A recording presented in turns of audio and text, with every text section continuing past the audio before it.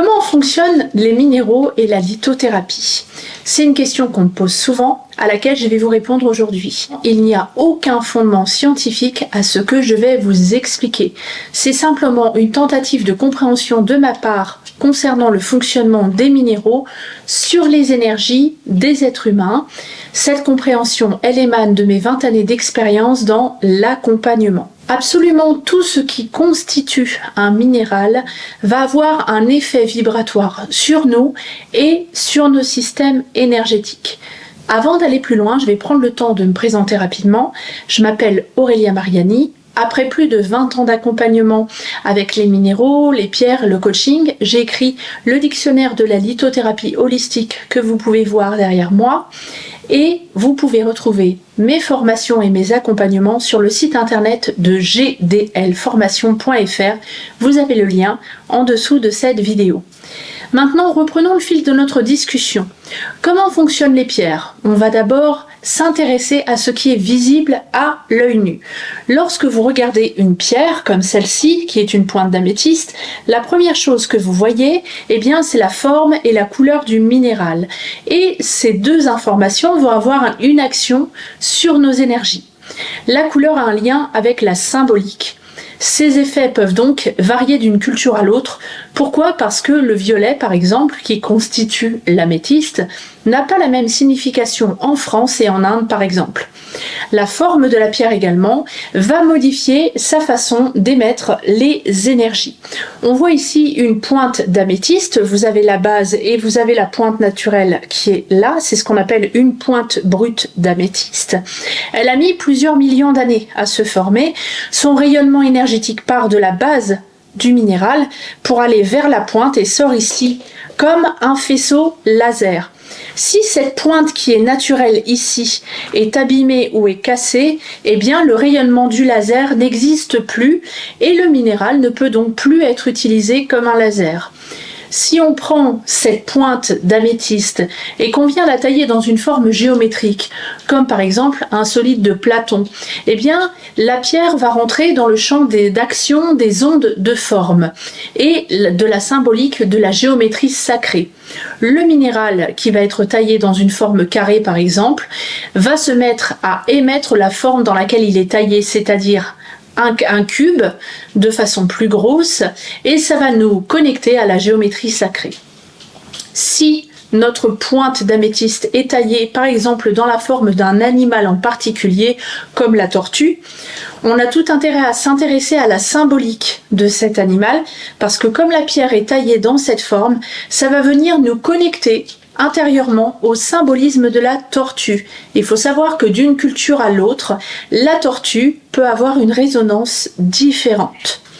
Donc, ce que vous pouvez comprendre à partir des premières explications que je viens de vous fournir sur les pierres, c'est qu'un même minéral, en fonction de s'il est brut, poli ou taillé dans des formes différentes, eh bien, il va déjà avoir un effet qui sera différent et sa signification symbolique ne va pas du tout nous connecter à la même chose en fonction de notre culture.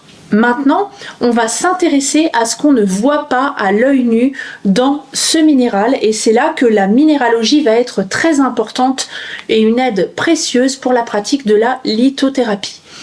Dans un minéral, nous avons une composition chimique et on va retrouver la composition chimique d'un minéral par sa formule chimique. Ça va nous permettre de voir quels sont les éléments qui constitue ce minéral.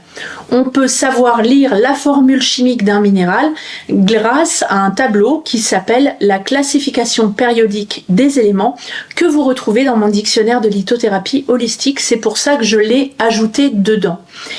Les éléments qui constituent une pierre, s'ils sont ingérés physiquement, ils peuvent avoir des effets biochimiques sur notre corps.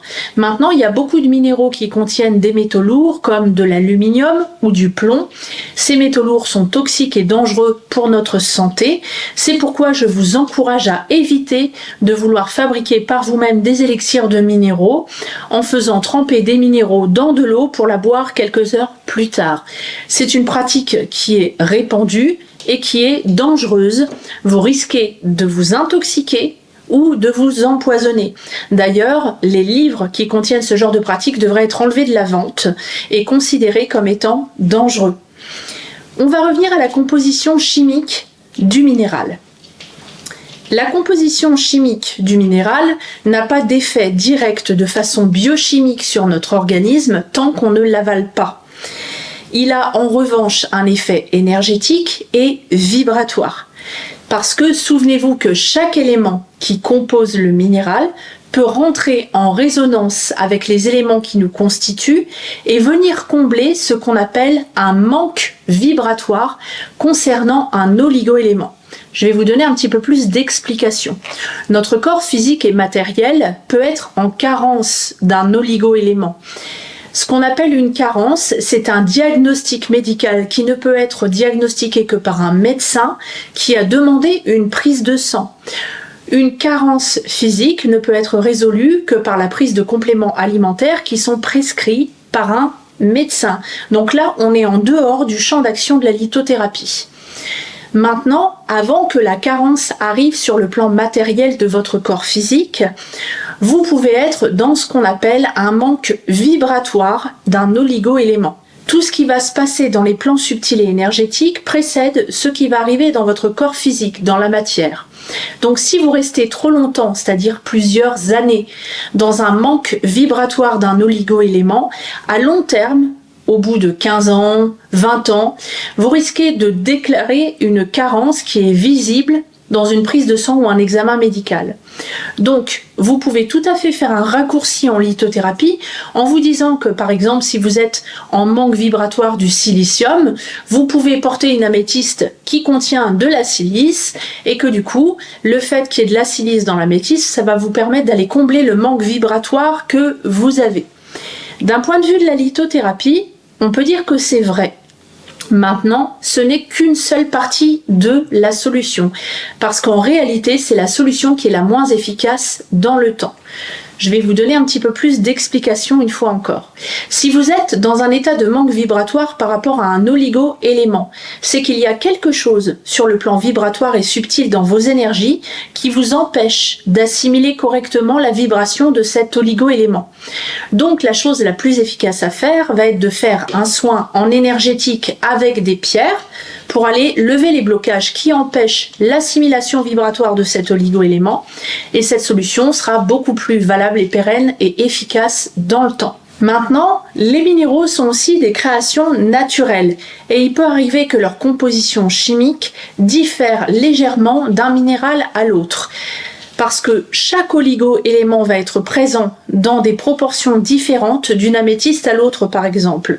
Ce qui explique souvent que d'un point de vue de la minéralogie, on va retrouver des variations de qualité et des variations de couleur d'un minéral parce que il y a une variation de quantité d'oligo-éléments présents. Et du coup, l'effet d'une pierre à l'autre va pouvoir changer et évoluer avec ça. Donc même si la minéralogie nous permet d'avoir les grandes lignes de la composition chimique d'un minéral, on ne connaît jamais exactement la composition chimique de la pierre qu'on a entre les mains, ni la quantité d'oligo-éléments présents à l'intérieur. On va parler maintenant du système cristallin. L'étude du système cristallin, on appelle ça la cristallographie, nous a permis en tant qu'être humain d'aller déployer beaucoup de technologies électroniques et médicales. Les systèmes cristallins peuvent avoir des effets physiques qui sont connus, et s'ils ont des effets physiques, c'est qu'ils ont des effets énergétiques et vibratoires. En lithothérapie, on s'intéresse à 7 systèmes cristallins principaux et aux systèmes amorphes. Chaque système cristallin va avoir une correspondance symbolique et va également envoyer à notre système énergétique un message précis sur la manière de faire circuler nos énergies et les énergies des pierres qu'on porte dans notre système énergétique. Certains systèmes cristallins vont permettre la circulation de l'énergie du bas vers le haut. D'autres systèmes cristallins vont dire que l'énergie doit circuler du haut vers le bas et d'autres encore vont permettre la connexion sur différents plans horizontaux.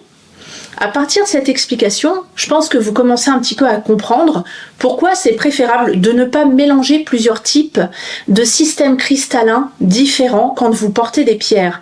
Parce que si vous mélangez les systèmes cristallins, les informations vibratoires peuvent être vraiment tout à fait contradictoires et venir mettre une sacrée pagaille dans la façon dont circulent vos énergies dans le système énergétique. Parfois, ça peut même venir l'endommager. Intéressons-nous maintenant à la façon dont se forment les pierres. C'est ce qu'on appelle la genèse des minéraux. D'un point de vue symbolique, ce n'est pas la même chose d'utiliser un minéral sédimentaire qu'un minéral métamorphique ou qu'un minéral qui est inné. La façon dont la minérale se forme va nous donner une indication sur le moment de vie le plus approprié pour utiliser ce type de minéral. Pareil, d'une autre manière, en fonction de la douceur ou de la profondeur de la transformation qu'on souhaite engager avec les soins en lithothérapie ou en portant des pierres, on va être attentif au mode de formation du minéral. Donc vous comprenez que la lithothérapie, c'est pas simplement poser une pierre sur un chakra, c'est comprendre l'interaction de la quintessence des minéraux, c'est-à-dire les 5 dimensions qui constituent les minéraux et leur effet sur notre système énergétique. J'espère que cette vidéo vous a plu. Si vous voulez plus d'infos, renseignez-vous sur mes formations en lithothérapie. Je vous dis à bientôt.